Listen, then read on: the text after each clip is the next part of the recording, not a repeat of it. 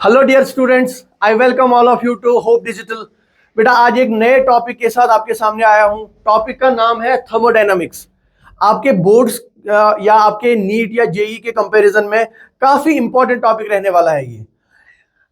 अगर हम इस थर्मोडायनेमिक्स चैप्टर की बात करें तो इसमें आराम से 2 से 3 क्वेश्चन आपके बन जाते हैं, और जो क्वेश्चंस की लेवल है ना बहुत ही इजी होती है। और जो हमारा 11th पार्ट का जो थर्मल फिजिक्स है उसमें एक काफी इंपॉर्टेंट टॉपिक है ये। यूजुअली पूरे के पूरे थर्मल फिजिक्स से हम 5 क्वेश्चन एक्सपेक्ट कर सकते हैं, लेकिन इंडिविजुअली इस थर्मोडायनेमिक्स से हम 2 से 3 क्वेश्चन आपके एग्जाम में एक्सपेक्ट कर सकते हैं। तो ठीक है ना, इससे आपको आइडिया लग जाएगा कि ये टॉपिक इंपॉर्टेंट कितना है। दूसरी बात, इसके बारे में आपको ये पता होनी चाहिए कि ये जो टॉपिक है ना इसमें कंसेप्ट्स तो है, बट मोस्टली ये ना फॉर्मूला बेस्ड क्वेश्चन आते हैं इसमें। इसका क्या मतलब हुआ कि अगर इसमें क्वेश्चन आते हैं तो आपके मिस्टेक करने के चांसेस बहुत ही कम रहते हैं। थोड़ा सा कंसेप्ट, थोड़ी सी फॉर्मूला, क्वेश्चन डन। ठीक है ना। तो इस टॉपिक को हम बेसिक से स्टार्ट करेंगे, एडवांस लेवल तक के क्वेश्चन हम सॉल्व करेंगे। और इसमें एक और बात यह है कि फिजिक्स की जो थर्मोडायनेमिक्स है ना, ये थर्मोडायनेमिक्स आपको केमिस्ट्री में भी पढ़ना पड़ेगा। थोड़ा सा साइन कन्वेंशन में फर्क है, but most of the concepts are same. ठीक है ना। और जो सिलेबस है थर्मोडायनेमिक्स का in case of physics, it is very small as compare to syllabus of thermodynamics in physics. ठीक है ना। तो इस डिस्कशन को हम आगे कंटिन्यू करते हैं। Let's begin. चलिए एक छोटे से कंसेप्ट से स्टार्ट करते हैं। कंसेप्ट है हमारे पास है थर्मल इक्विलिब्रियम का। देखिए मैं 2 ऑब्जेक्ट्स कंसिडर कर रहा हूं। ठीक है ना, 2 ऑब्जेक्ट्स ए और बी में कंसिडर कर रहा हूं यहां पर। और मैं क्या बोल रहा हूं कि इस ऑब्जेक्ट ए का टेम्परेचर है टी, इस ऑब्जेक्ट बी का टेम्परेचर भी है टी। ठीक है ना। अब अगर मैं इन दोनों ऑब्जेक्ट्स को कनेक्ट करूंगा, इस केस में क्या होगा, हीट फ्लो नहीं होगा। सर क्यों हीट फ्लो नहीं होगा? हीट तब फ्लो होगा 2 ऑब्जेक्ट्स के बीच में when there will be temperature difference between them. But यहां पर मैंने कहा ए भी टेम्परेचर टी पर है, बी भी टेम्परेचर टी पर है। ठीक है ना। तो इनके बीच में हीट फ्लो नहीं होगा। यहां पर मैं लिख रहा हूं कि no heat flow, no heat flow. अब देखिए ये जो पूरा सिस्टम मैंने यहां पर बनाया ना, यहां पर मैं कह सकता हूं कि object A and B are in thermal equilibrium. क्या कंडीशन बनी कि 2 ऑब्जेक्ट्स तब थर्मल इक्विलिब्रियम में होंगे जब दोनों का टेम्परेचर सेम होगा, और इस टेम्परेचर सेम होने की वजह से इनके बीच में हीट फ्लो नहीं होगा। ठीक है ना। एक बात मैं आपको हीट के बारे में बताता हूं, ये इतना ही थर्मल इक्विलिब्रियम का कंसेप्ट इतना ही है, 2 object same temperature, no heat flow. But heat के बारे में मैं आपको एक छोटा सा पॉइंट बता दूं। हीट के बारे में आपको मैं बता दूं कि अगर मेरे पास कोई भी सबस्टेंस है तो इस सबस्टेंस के मॉलिक्यूल्स होंगे, तो इन मॉलिक्यूल्स के पास कुछ काइनेटिक एनर्जी होती है, कुछ पोटेंशियल एनर्जी होती है। तो अगर इस मॉलिक्यूलर लेवल पर मैं ये काइनेटिक एनर्जी और इस पोटेंशियल एनर्जी का मैं सम ले लेता हूं तो I call it internal energy. ठीक है ना। और ये जो हीट है ना, it is that part of internal energy, it is that part of internal energy. Internal energy को हम यू से रिप्रेजेंट करते हैं। That is in transit, that is in transit. ठीक है ना ये बात। तो इंटरनल एनर्जी का वो वाला पार्ट जो फ्लो करेगा, ठीक है ना, एक पार्ट से, एक बॉडी से दूसरे बॉडी में फ्लो करेगा, उस पार्ट ऑफ इंटरनल एनर्जी को हम हीट कहते हैं। ठीक है ना। एक छोटा सा कंसेप्ट था ये, आई होप आपको ये समझ आ गया होगा। चलिए नेक्स्ट। अब देखिए बेटा एक और छोटा सा लॉ हमारे पास है, we call it zeroth law of thermodynamics. ये बेस्ड है थर्मल इक्विलिब्रियम पे। देखो क्या कहता है जीरोथ लॉ ऑफ थर्मोडायनेमिक्स, कि मेरे पास एक ऑब्जेक्ट ए है और ये एक और ऑब्जेक्ट ले रहा हूं मैं, ऑब्जेक्ट बी। तो हमारे हिसाब से ये ऑब्जेक्ट ए और बी ये आपस में थर्मल इक्विलिब्रियम में है। सर थर्मल इक्विलिब्रियम का मतलब अगर ए का टेम्परेचर टी है तो बी का टेम्परेचर भी टी। पहला statement, A and B are in thermal equilibrium with each other. दूसरा स्टेटमेंट है कि ये जो बी है ना, ये किसी सी ऑब्जेक्ट के साथ थर्मल इक्विलिब्रियम में है।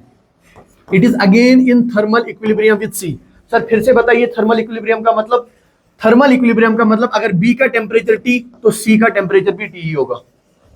Then according to the zeroth law of thermodynamics, it states that A and C will also be in thermal equilibrium. बहुत ही बेसिक सी बात है, मेरा लिखाने का बिल्कुल भी मन नहीं है ये। ठीक है ना। आप समझ गए होंगे कि 2 ऑब्जेक्ट्स आपस में थर्मल इक्विलिब्रियम में है, तो ये B किसी C के साथ थर्मल इक्विलिब्रियम में, then A and B will also be in thermal equilibrium. Sir thermal equilibrium का क्या मतलब कि ए का टेम्परेचर और बी का टेम्परेचर सेम होगा और इनके बीच में there will be no heat flow, there will be no heat flow between them. I hope आप ये बात समझ गए होंगे, ठीक है ना। तो अभी तक हमने थर्मोडायनेमिक्स में सिर्फ और सिर्फ दो चीजें डिस्कस करी है। एक तो हमने डिस्कस किया कि थर्मल इक्विलिब्रियम क्या होता है, और हमने डिस्कस किया हीट क्या होता है, और हमने डिस्कस किया कि जीरोथ लॉ ऑफ थर्मोडायनेमिक्स क्या होता है। चलिए बेटा, चलिए आगे देखते हैं। अब आते हैं हम मेन टॉपिक पर, ठीक है ना। यहां से असली खेल स्टार्ट होता है इस थर्मोडायनेमिक्स का। तो टॉपिक आप देख सकते हो, it is work done by the gas, ठीक है ना। देखिए देखिए बेटा, यहां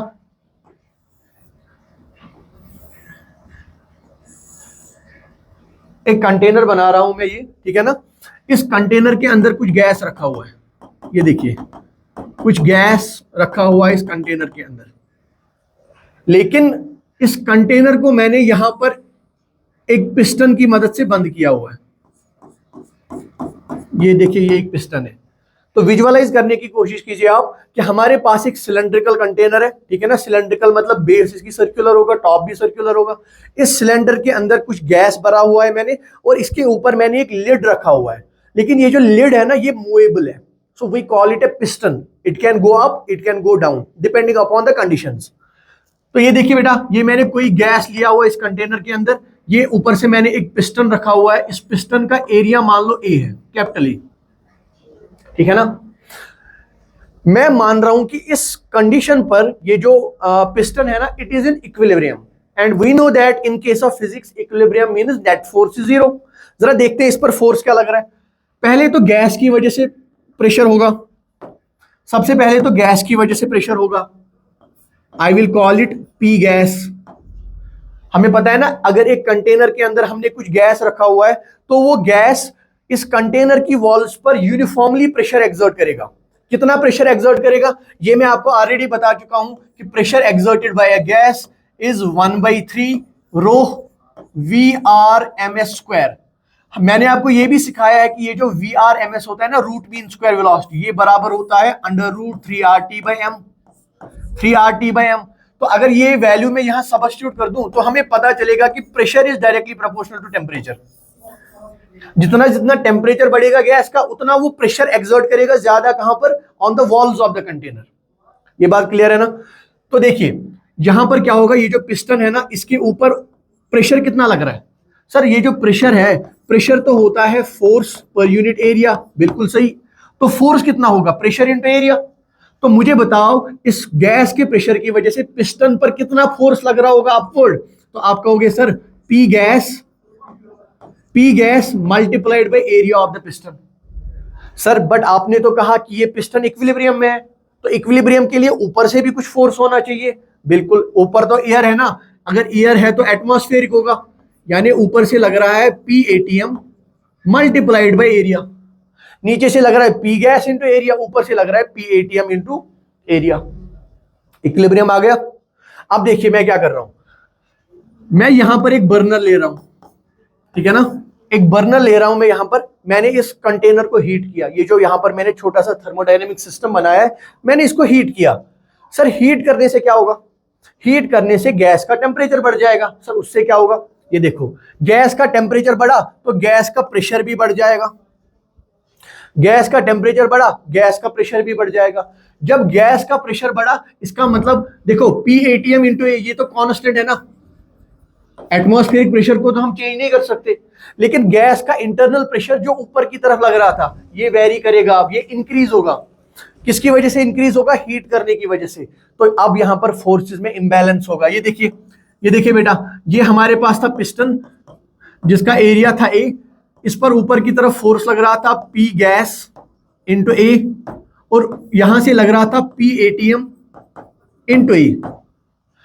अब गैस को हीट करने की वजह से नीचे वाला प्रेशर बढ़ गया, तो ये जो पिस्टन है ना, ये थोड़ा सा ऊपर की तरफ चला जाएगा, ठीक है ना। इतनी बात क्लियर है ना। मान लो ये जो पिस्टन है ये इतना ऊपर गया, ये देखो ये इतना ऊपर गया। सर कितना ऊपर, dx, ये dx वर्टिकली ऊपर गया। चलिए देखिए, अब आप मुझे यहां पर बताओ, अगर मैं आपसे पूछूं कि what would be work done by the gas, क्या होगा work done by the gas? आप कहोगे सर हमने हमने तो पूरी मैकेनिक्स में पढ़ लिया कि वर्क डन होता है force dot displacement, work done is force dot displacement, force displacement cos of theta, और ये थीटा क्या है? Angle between force and displacement. देखो बेटा, अगर मैं देखूं वर्क डन बाय गैस, तो वर्क डन बाय गैस होगा, इस गैस ने कितना फोर्स लगाया ऊपर की तरफ? आप कहोगे सर पी गैस इंटू ए। ये देखो वर्क डन बाय गैस कितना होगा, देखिए फोर्स होगा एफ, और ये एफ कितना है?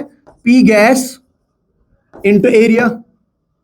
डिस्प्लेसमेंट कितना हुआ सर? डिस्प्लेसमेंट तो हुआ dx, कहां की तरफ? अब ऊपर की तरफ। सर क्या यहां पर गैस का फोर्स और डिस्प्लेसमेंट क्या ये सेम डायरेक्शन में है? हाँ सेम डायरेक्शन में है।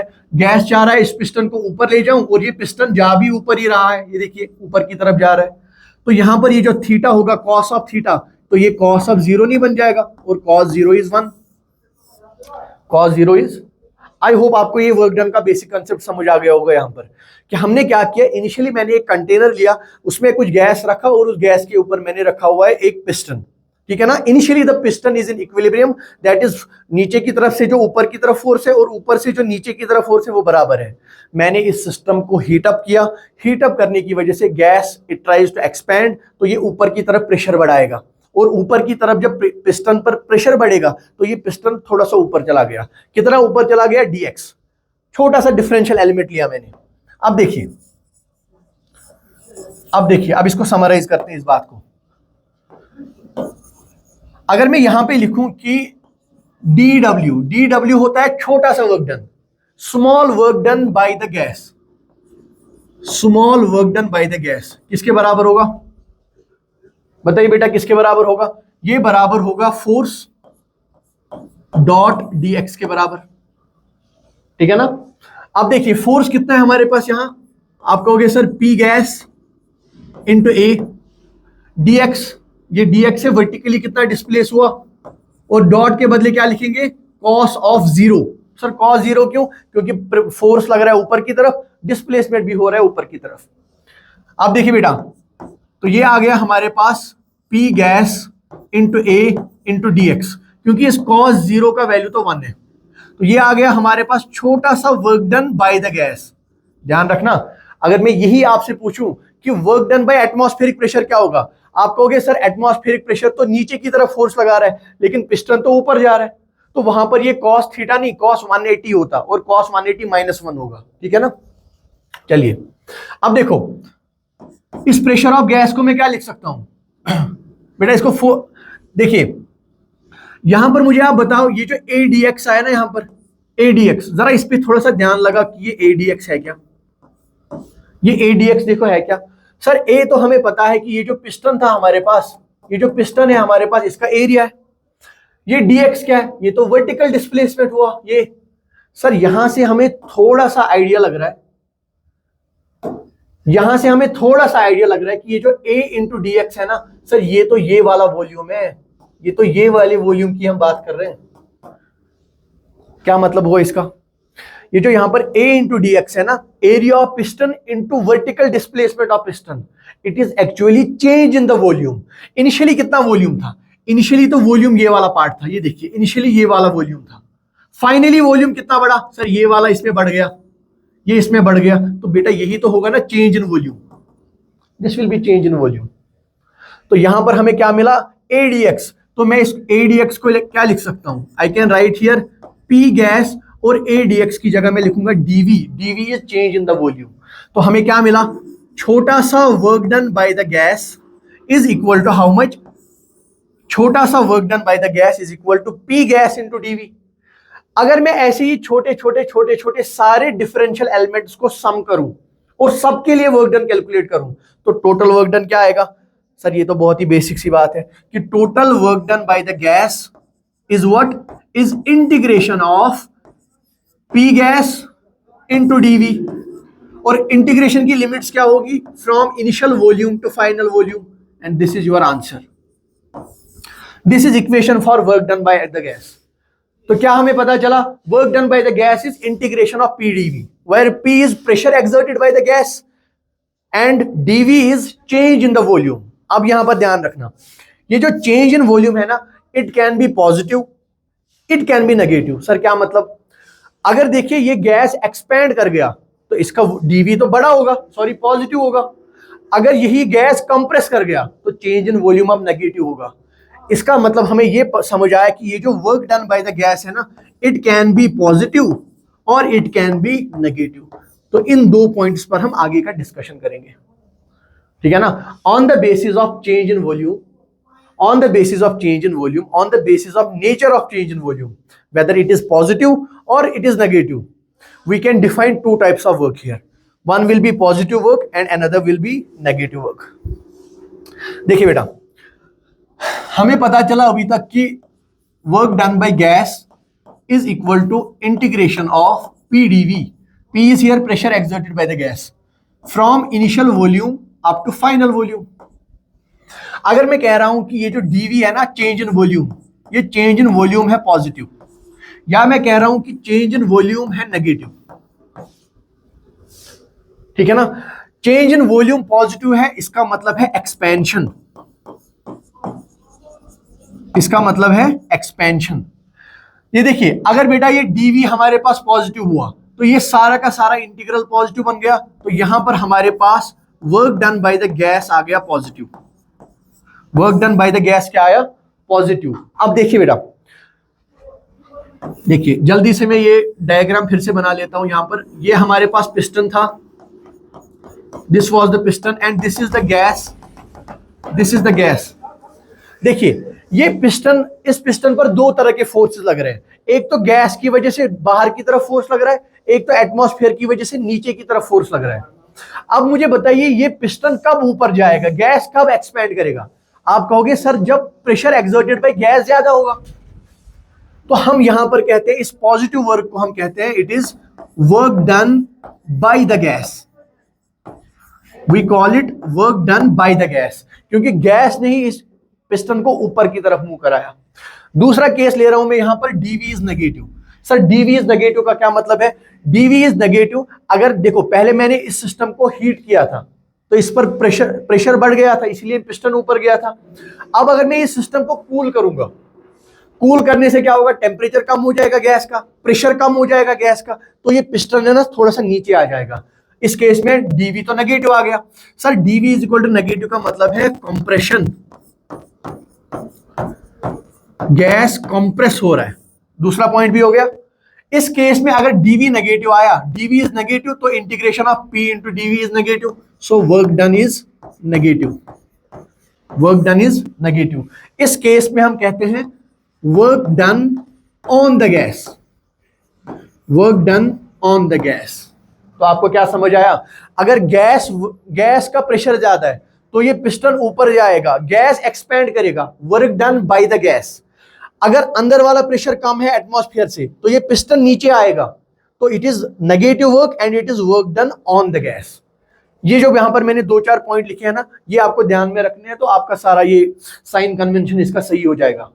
That in case of expansion it is work done by the gas, in case of compression it is work done on the gas, and work done is negative in compression, work done is positive in expansion. ठीक है ना बेटे? चलिए चलिए next. I hope this thing was clear to you. अब हम यहां से देखेंगे एक, देखिए अगर मेरे पास, just a second,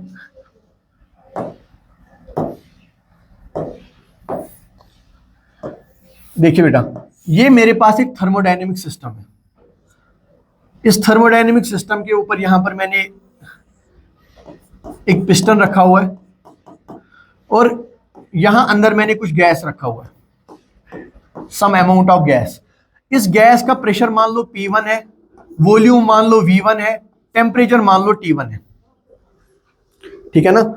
pressure P1, volume V1 और टेम्परेचर T1. यहां पर मैं एक स्टेटमेंट लिखता हूं,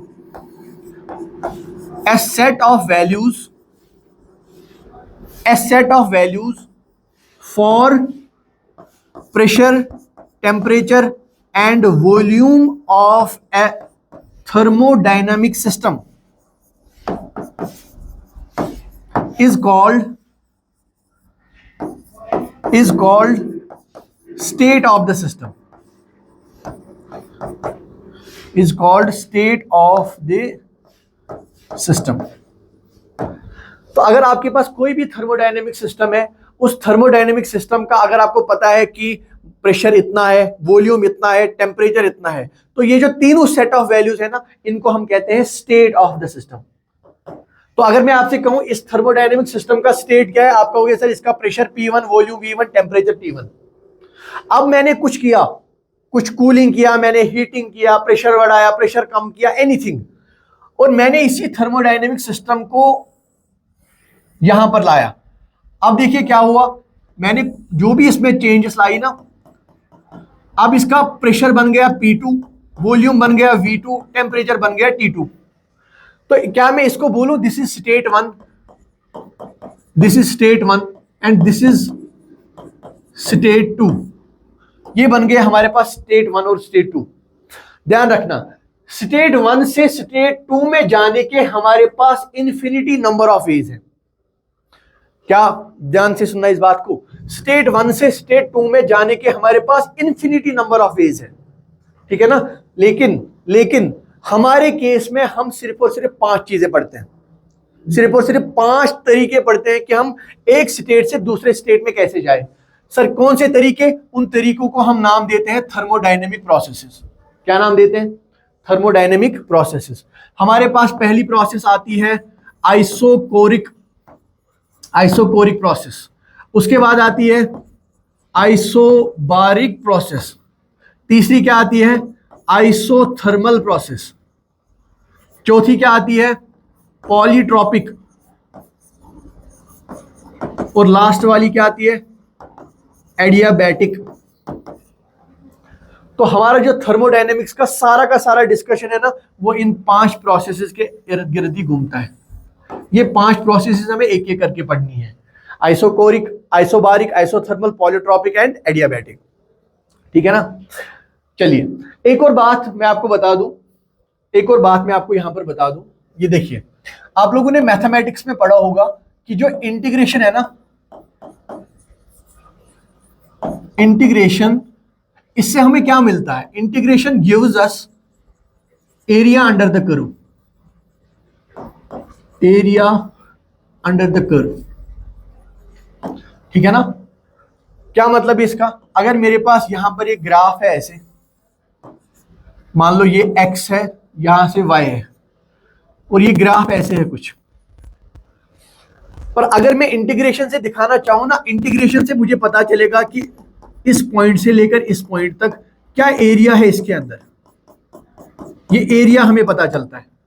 सो that is what I have written here, integration gives us area under the curve. Sir इसका हमारे टॉपिक से क्या लेना देना? देखो मैंने आपसे अभी कहा कि work done by the gas is integration of PdV, कहां से कहां तक? इनिशियल वॉल्यूम से फाइनल वॉल्यूम तक, इनिशियल वॉल्यूम से फाइनल वॉल्यूम तक। सर इनिशियल वॉल्यूम से फाइनल वॉल्यूम तक तो लिख लिया हमने। मैं आपसे कहता हूं कि मान लो ये यहां से प्रेशर P लिखा हुआ है, ये यहां से वॉल्यूम V लिखा हुआ है, and here we have initial volume and here we have final volume. तो यहां पर मैंने जो ये कर्व बनाया है ना, ऐसे जिगजैग वाला पाथ, ये हमें बताता है कि प्रेशर वॉल्यूम के साथ कैसे वेरी कर रहा है। ये जो मैंने ये ग्राफ यहां पर बनाया, it tells me how pressure varies with temperature, sorry volume.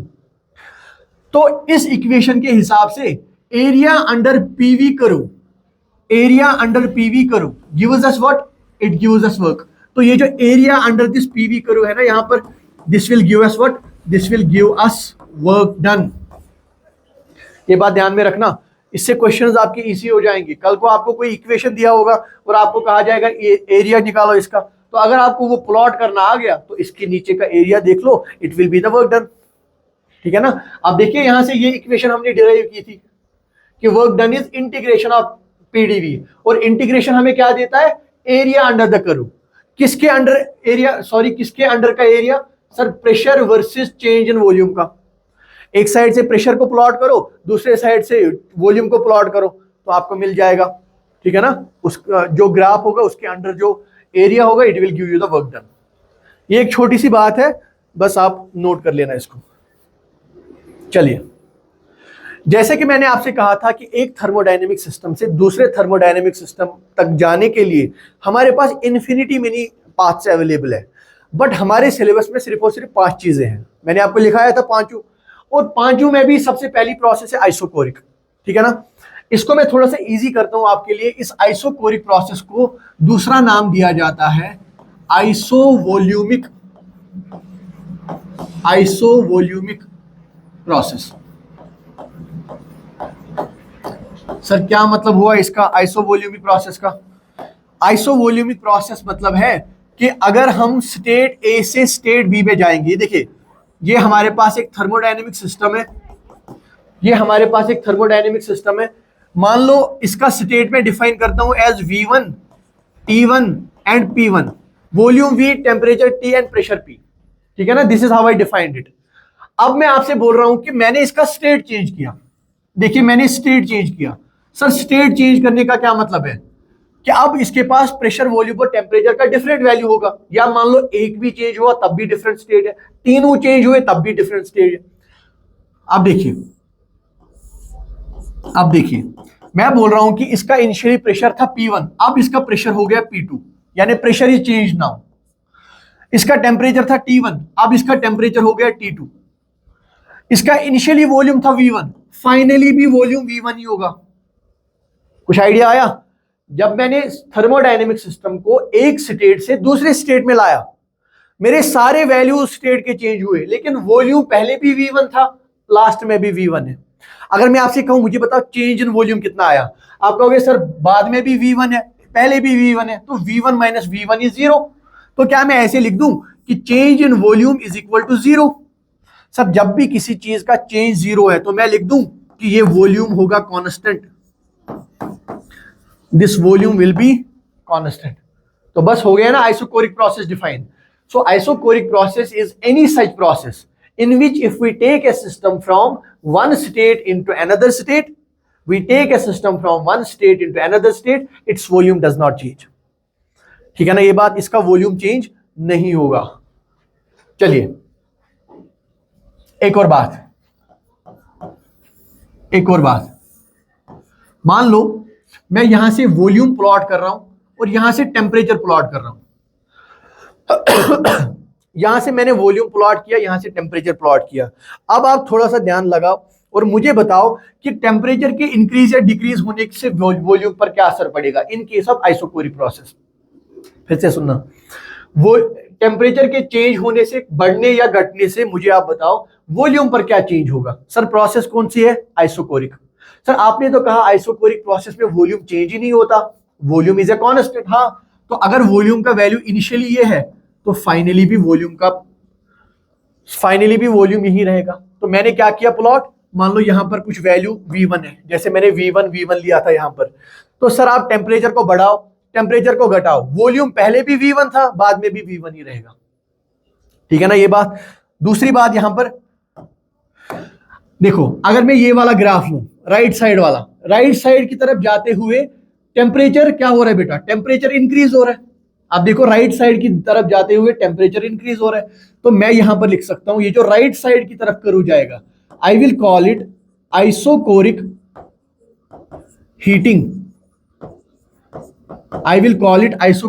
Heating. लेकिन अगर मैं यहां से आऊं, मैं ये वाला ग्राफ आपको दिखाऊं, आप देखो यहां पर टेम्परेचर ज्यादा, इस तरफ आते आते टेम्परेचर भी डिक्रीज हो रहा है, तो I will call it isochoric cooling. I hope आप ये बात समझ गए होंगे। एक और छोटा सा प्लॉट हम यहां पर देखेंगे। अब मैं यहां पर वॉल्यूम को ही रख रहा हूं, लेकिन इस साइड से मैं प्रेशर को प्लॉट कर रहा हूं। अब मुझे बताओ आइसोकोरिक प्रोसेस में प्रेशर के बढ़ने या घटने से वॉल्यूम पर क्या फर्क पड़ेगा? आप कहोगे सर फिर से वही बात, वॉल्यूम तो चेंज ही नहीं होगा आइसोकोरिक प्रोसेस में। इसका मतलब आप चाहे प्रेशर को बढ़ाओ या प्रेशर को कम करो, वॉल्यूम का वैल्यू तो सेम ही रहेगा। वॉल्यूम अगर हमने V1 रखा था ना, जैसे मैंने यहां V1 रखा था, तो ये हमेशा V1 ही रहेगा। ठीक है ना, तो यहां से आप देखिए, चाहे मैं प्रेशर को बढ़ाऊं तब भी वॉल्यूम V1 ही, चाहे मैं प्रेशर को कम करूं तब भी वॉल्यूम क्या रहेगा, V1 ही रहेगा। ठीक है ना। चलिए अब एक और बात समझते हैं इस बारे में, आइसोकोरिक प्रोसेस के बारे में एक और बात समझते हैं। देखिए, मैंने आपको सिखाया है कि जो वर्क डन है ना, work done by the gas, it is equal to integration of PdV। और इंटीग्रेशन कहां से, इनिशियल वॉल्यूम से फाइनल वॉल्यूम तक, इनिशियल वॉल्यूम से फाइनल वॉल्यूम तक। एक काम करते हैं, प्रेशर वर्सेस वॉल्यूम को प्लॉट करते हैं in case of isochoric process. ये एक आइसोकोरिक प्रोसेस है और मैं क्या काम कर रहा हूं, मैं प्रेशर वर्सेस वॉल्यूम को प्लॉट कर रहा हूं। सर आपने बोला था आइसोकोरिक प्रोसेस में वॉल्यूम चेंज नहीं होगा प्रेशर के चेंज होने से। इसका मतलब अगर हमारे पास V का कुछ वैल्यू है तो ये देखो ग्राफ बन जाएगा, चाहे हम प्रेशर को बढ़ाए चाहे प्रेशर को घटाए, अगर V का वैल्यू V1 है तो V1 ही रहेगा। ये ग्राफ ध्यान में रखना, कुछ बता रहा हूं यहां से।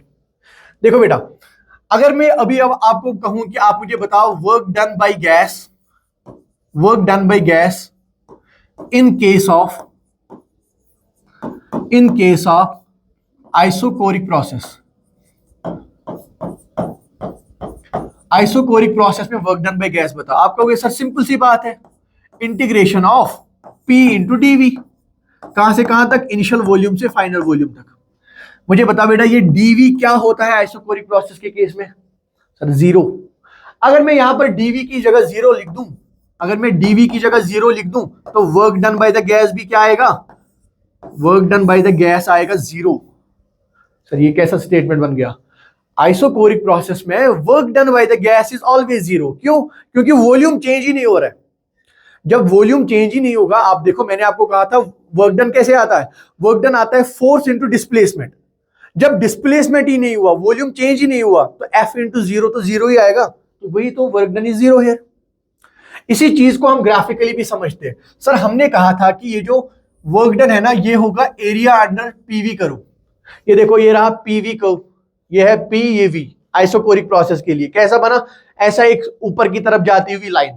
जरा मुझे इस लाइन के अंडर एरिया बताओ। सर लाइन के अंदर तो कुछ एरिया ही नहीं है, तो बस area under this curve is 0, तो वही तो होगा ना work done is equal to 0। अब देखो यहां पर भी यही बात समझो, area under the curve is equal to 0। अगर एरिया अंडर द कर्व 0 है तो वर्क डन भी तो 0 ही आएगा। समझ गए ये बात को, वर्क डन भी 0 आ जाएगा। चलिए अब देखो, ये तो पहली प्रोसेस कंप्लीट हुई। कौन सी प्रोसेस, आइसोकोरिक प्रोसेस। आइसोकोरिक का दूसरा नाम क्या था, आइसोवॉल्यूमेट्रिक। ठीक है ना, वॉल्यूम चेंज नहीं हो रहा उसमें। और हमने एक बात क्या सीखी इसमें, वर्क डन कितना आया, वर्क डन आया 0। चलिए एक और प्रोसेस देखते हैं, आइसोबारिक प्रोसेस। बहुत ही इंटरेस्टिंग प्रोसेस है ये। फिर से मैं आपसे देखो एक थर्मोडायनेमिक सिस्टम बना रहा हूं। इस थर्मोडायनेमिक सिस्टम का मैं स्टेट डिफाइन करता हूं, pressure is P1, volume is V1, temperature is T1। और इसको मैं किसी प्रोसेस के थ्रू ऐसे शिफ्ट कराऊं दूसरे स्टेट में, स्टेट 2। ये है बेटा स्टेट 1, ये है हमारे पास स्टेट 2।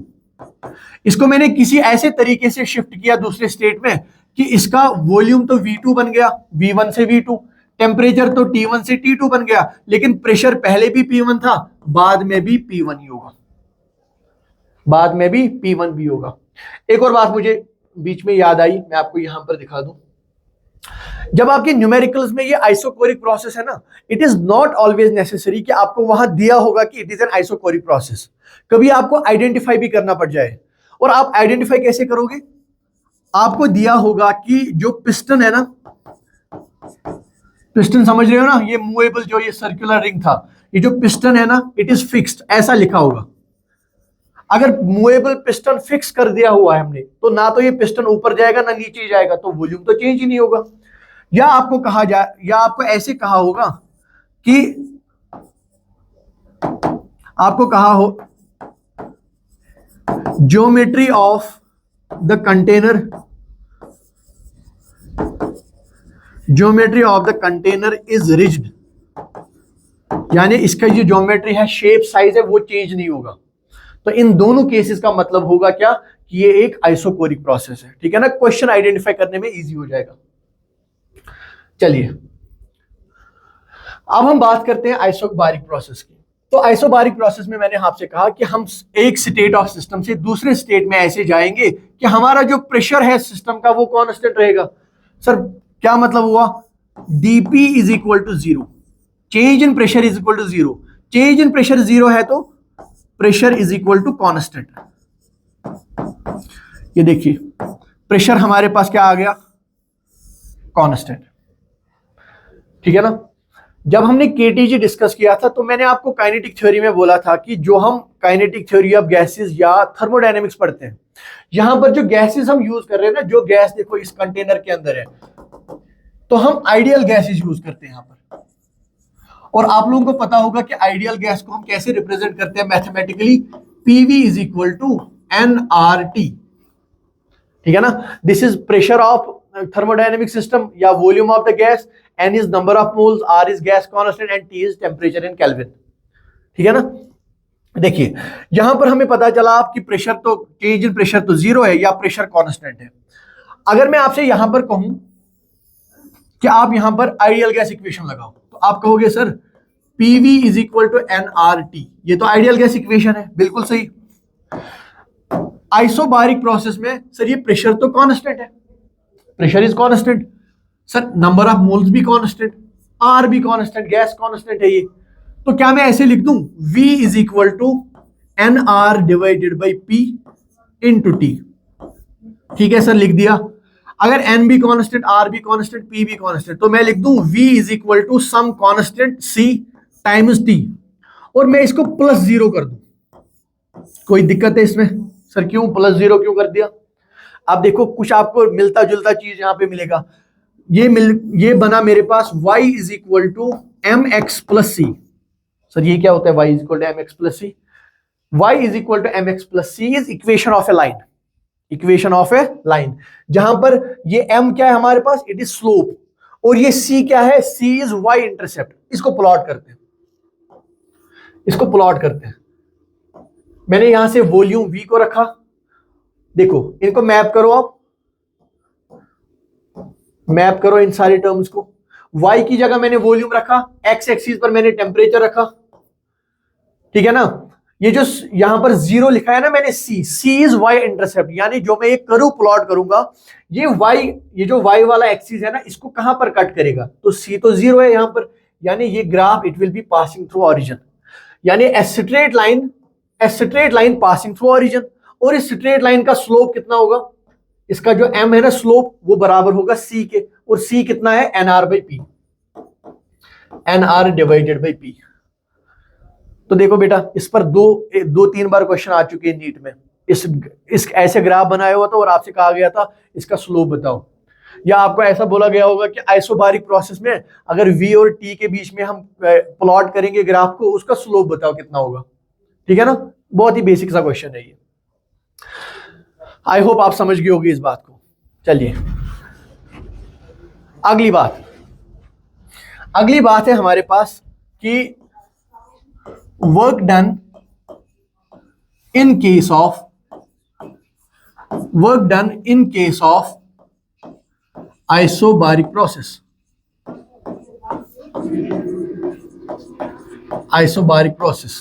ठीक है ना सर। आइसोबारिक प्रोसेस कौन सी प्रोसेस है? जिसमें प्रेशर कांस्टेंट रहेगा। सर जिसमें प्रेशर कांस्टेंट रहेगा या चेंज इन प्रेशर 0 होगा। ठीक है ना, ये बात आराम से समझना। देखिए सर वर्क डन क्या होगा? वर्क डन होगा इंटीग्रेशन ऑफ पीडीवी, जो हमने डिराइव किया हुआ है कहां से कहां तक? इनिशियल वॉल्यूम से लेकर फाइनल वॉल्यूम तक। सर लेकिन इस आइसोबारिक प्रोसेस की अगर हम बात करें तो यहां तो प्रेशर कांस्टेंट है, यानी P अगर कांस्टेंट है तो मैं क्या कर सकता हूं? इसको इंटीग्रल से बाहर ले आऊंगा, तो ये बन जाएगा P इंटीग्रेशन ऑफ dV, कहां से कहां तक? V इनिशियल से लेकर V फाइनल तक। और इंटीग्रेशन ऑफ dV क्या होगा? V ही तो होगा, तो हमें मिल जाएगा P तो डीवी का इंटीग्रेशन क्या आएगा, वी कहां से कहां तक, वी इनिशियल से लेकर वी फाइनल तक। तो मुझे मिलेगा यहां पर P V final minus V initial. This is work done by gas in case of isobaric process. समझ में आया ना, बहुत इजी सा इंटीग्रल है ये। और आप ध्यान रखना यहां पर ये जो P है ना बेटा, ये क्या है, ये P तो है ना, we can write it is P gas, क्योंकि we are calculating work done by the gas, तो प्रेशर भी तो उसी का लेना पड़ेगा। दिस इज नाउ अंडरस्टूड कि P का मतलब यहां पर है प्रेशर ऑफ द गैस। तो हमें क्या पता चला, हमें पता चला work done by gas in case of isochoric process, sorry in case of isobaric processes, it is equal to P gas into V final minus V initial. इसको थोड़ा सा और सिंप्लीफाई करते हैं। देखो इस, अगर मैं ऐसे लिखूं P gas into V final, P gas into V final minus P gas into V initial, कोई दिक्कत तो नहीं है इसमें, कुछ नहीं किया, बस मैंने मल्टीप्लाई कर दिया इनको।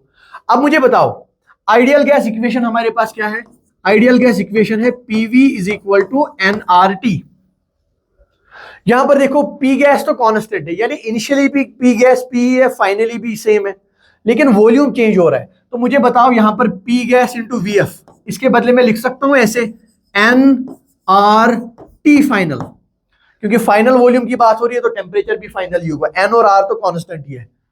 यहां पर देखो P gas into V initial, I can right NR into T initial.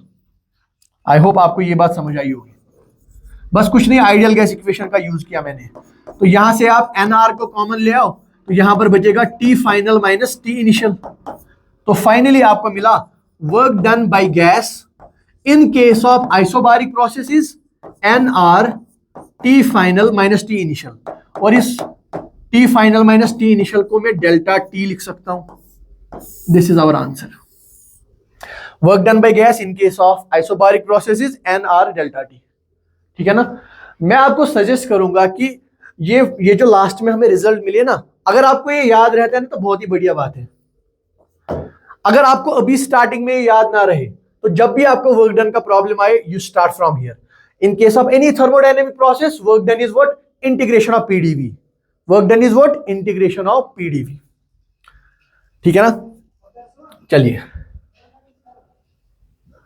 चलिए हमने पढ़ा कि sir work done by gas is integration of PDV, यानी अगर मैं प्रेशर वर्सेस वॉल्यूम का ग्राफ प्लॉट करूं तो जो मेरा ग्राफ बनेगा उसके अंडर एरिया कैलकुलेट करो, आपको वर्क डन मिल जाएगा। अब मुझे बताओ इन केस ऑफ आइसोबारिक प्रोसेस क्या प्रेशर वेरी करेगा विद वॉल्यूम? सर नहीं, कुछ भी वॉल्यूम बढ़ाओ घटाओ इसका प्रेशर तो सेम ही रहता है। आप यहां पर प्रेशर को वॉल्यूम को बढ़ाओ या वॉल्यूम को कम करो, प्रेशर का वैल्यू अगर P1 रखा था तो P1 ही रहेगा।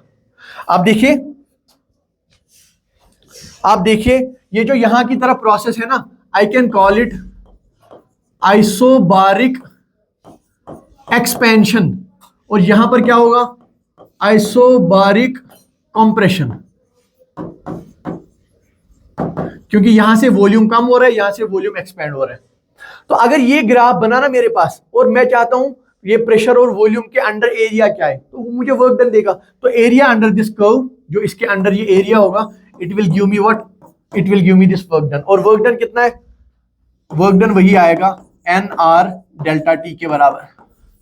Work done will be NR delta T। ठीक है ना। अब बात यह है कि सर अगर ये आइसोबारिक प्रोसेस मेरे क्वेश्चन में आ जाता है तो how would I identify it? ये सबसे इंटरेस्टिंग पार्ट है यहां पर कि आइडेंटिफाई कैसे करूंगा मैं इस आइसोबारिक प्रोसेस को। How to identify an isobaric process. ठीक है ना।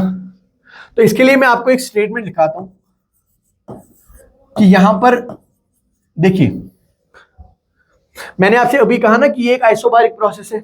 यहां पे मैंने ग्राफ से आपको बोला कि आइसोबारिक प्रोसेस में जो गैस है ना वो एक्सपैंड भी कर सकता है, कंप्रेस भी कर सकता है, ठीक है ना। इसके अकॉर्डिंगली हम बोलेंगे वर्क डन पॉजिटिव हो या नेगेटिव, ठीक है ना। यहां पर मैं लिखूंगा कि gas will expand, gas will expand और कंप्रेस। गैस या तो एक्सपैंड करेगा या तो कंप्रेस होगा। कैसे कैसे? Under constant force. जो गैस है या तो कंप्रेस करेगा या तो एक्सपैंड करेगा, बट क्या? Under constant force. बहुत इंपॉर्टेंट बात है, मैं समझाऊंगा एक एक करके। देखिए, ये देखिए, यहां पर मैं एक थर्मोडायनेमिक सिस्टम ले रहा हूं। ये मैंने एक गैस लिया यहां पर, और इस गैस के ऊपर मैंने एक मासलेस पिस्टन रखा हुआ है। ध्यान रखना इस बात का कि मैंने बोला पिस्टन इज मासलेस। अब मुझे बताओ इस पिस्टन पर क्या क्या फोर्सेस लग रहे हैं। मुझे बताओ इस पिस्टन पर क्या क्या फोर्सेस लग रहे हैं। आप कहोगे सर ऊपर की तरफ फोर्स लग रहा है इस पर P gas multiplied by area of this piston, area of piston is E। ऊपर से क्या फोर्स लग रहा है इस पर लग रहा है PATM इंटू E, ठीक है ना। तो मैं यहां पे एज्यूम कर लूं कि ये इक्विलिब्रियम स्टेट है, तो मैं कहूंगा P gas into A is equal to PATM into A, ठीक है ना ये बात। अब देखो यहां से A तो कैंसल हुआ, तो ये जो P गैस है ना ये मुझे किसके बराबर आया? PATM के बराबर। और हमें पता है एटमॉस्फेरिक प्रेशर तो कांस्टेंट है, तो यहां पर मैं P गैस को ले रहा हूं कांस्टेंट। तो वो वाला प्रेशर या वो वाला फोर्स जो इस पिस्टन को या तो एक्सपेंड ऊपर ले जाएगा या नीचे ले आएगा, दैट इज एक्सपेंशन करेगा या कंप्रेशन करेगा, वो कांस्टेंट आया। तो मैं कहूंगा ये प्रोसेस आइसोबारिक होगा। क्यों आइसोबारिक होगा यहां पर? क्योंकि यहां पर जो एक्सपेंशन या कंप्रेशन हुआ ना, it is due to a constant force. वही स्टेटमेंट मैंने यहां पर लिखा है आपको। इसी का एक और एग्जांपल हम ऐसे लेंगे। अभी तक मैंने क्या लिया था? मैंने यहां पर लिया था मासलेस पिस्टन। अभी मैं कहूंगा कि नहीं, अब जो यहां पर पिस्टन है इसका मास है m, इसका मास है m। अब मुझे बताओ यहां पर फोर्सेस क्या होंगे? सर ऊपर की तरफ फोर्स होगा P gas into area of piston. ऊपर से डाउनवर्ड फोर्सेस क्या होंगे? PATM into area of piston. क्या और कोई फोर्स होगा? बिल्कुल, एक और फोर्स होगा डाउनवर्ड। कौन सा? mg। अभी मैंने कहा ना ये जो पिस्टन है ये मासलेस नहीं है, इसका कुछ डिफाइंड मास है m। तो अगर मैं देखूं, हमें पता चलेगा यहां से कि जो P गैस इंटू A है ये किसके बराबर है? PATM into area of piston plus mg। और यहां से मुझे बताओ प्रेशर ऑफ द गैस, यानी वो वाला प्रेशर या वो वाला फोर्स जिसके अंडर गैस कंप्रेस या एक्सपेंड कर रहा है, उसका देखते हैं हम क्या फीचर होगा। ये मिलेगा हमें PATM, इस A को यहां से डिवाइड कर दो, ये बन जाएगा PATM plus mg divided by.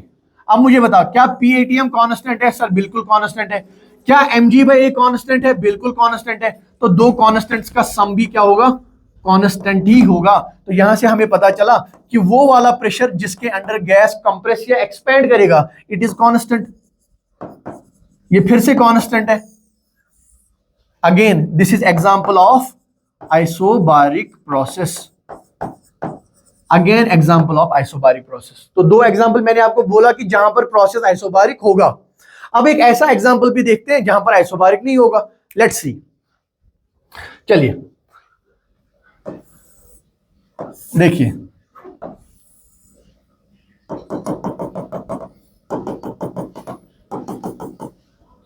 देखो बेटा, यहां पर जो मैंने पिस्टन लिया, इस पिस्टन को मैं ऐसे एक स्प्रिंग के साथ अटैच कर रहा हूं। इसका स्प्रिंग कांस्टेंट मान लो K, ठीक है ना। इसका स्प्रिंग कांस्टेंट कितना है? K। अब ध्यान रखो, बॉटम से क्या फोर्स लग रहा है इस पर? सर बॉटम से फोर्स लग रहा है pressure of gas times area of piston, ठीक है ना, ऊपर की तरफ। अब देखो ऊपर से क्या फोर्सेस लग रहे हैं, ऊपर से फोर्सेस लग रहे हैं, देखो क्या, जैसे ये ऊपर की तरफ इसको ले जाएगा स्प्रिंग विल कंप्रेस, तो ये अपोजिट डायरेक्शन में फोर्स लगाएगा kx, ठीक है ना। और दूसरा फोर्स क्या होगा ऊपर से, सर ऊपर से हवा है तो P atmosphere times area of the piston, this will be the forces. यहां पर हम फिर से मासलेस कंसीडर करेंगे इसको। अगर आप मास भी कंसीडर करोगे तो कुछ नहीं, एक mg टर्म और ऐड कर देना डाउनवर्ड डायरेक्शन में, ठीक है ना। तो हम फिलहाल इसको मासलेस कंसीडर करते हैं। अब मुझे बताओ फोर्सेस क्या है, नीचे की तरफ से फोर्सेस है जो इसको एक्सपेंड कराना चाह रहा है, वो है P गैस इंटू ए, किसके बराबर होगा sir, kx downwards plus P ATM times A. ये इक्वेशन कब बनेगा, जब मासलेस है। अब अगर मैं कहूं नहीं इसमें मास भी है तो कुछ नहीं, यहां पर mg ऐड कर दूं, क्या फर्क पड़ता है। अब मुझे एक बात बताओ, अगर इस a को मैं यहां हर जगह डिवाइड कर दूं तो मुझे मिल जाएगा मुझे वो वाला प्रेशर मिलेगा जिसके साथ गैस एक्सपेंड करने की कोशिश कर रहा है या कंप्रेस होगा। तो ये किसके बराबर आएगा, kx/a प्लस यहां पर आ जाएगा P ATM प्लस mg/a। आप देखो ये दो टर्म्स तो कांस्टेंट है हमारे पास, लेकिन क्या ये कांस्टेंट है, क्या ये kx/a कांस्टेंट है। यहां पर ये जो स्प्रिंग की वजह से फोर्स है ना, it will be a function of x, means it is this part is a variable force. क्यों वेरिएबल है, क्योंकि it will very with x। Spring force जो है ना वो x के साथ वेरी करता है, कितना कंप्रेशन है कितना इलॉन्गेशन है। इसका मतलब यहां पर जो गैस एक्सपेंड या कंप्रेस करेगा ना, it will not be a constant force, it is a variable force, so this will be an example। इस एग्जांपल को हम नहीं बोल सकते it is an isobaric process, हम नहीं बोल सकते इसको आइसोबारिक प्रोसेस। क्यों नहीं बोल सकते, क्योंकि द गैस इज एक्सपेंडिंग और कंप्रेसिंग अंडर वेरिएबल फोर्सेस, ठीक है ना। तो बेटा आज का जो लेक्चर है इसको हम यहीं पर स्टॉप करेंगे, इसके आगे का जितना भी डिस्कशन है वो आगे वाले लेक्चर्स में हम कंटिन्यू करेंगे। आपका जो भी डाउट होगा वो आप कमेंट सेक्शन में पोस्ट कर सकते हो। All your queries will be responded very soon. Thank you so much.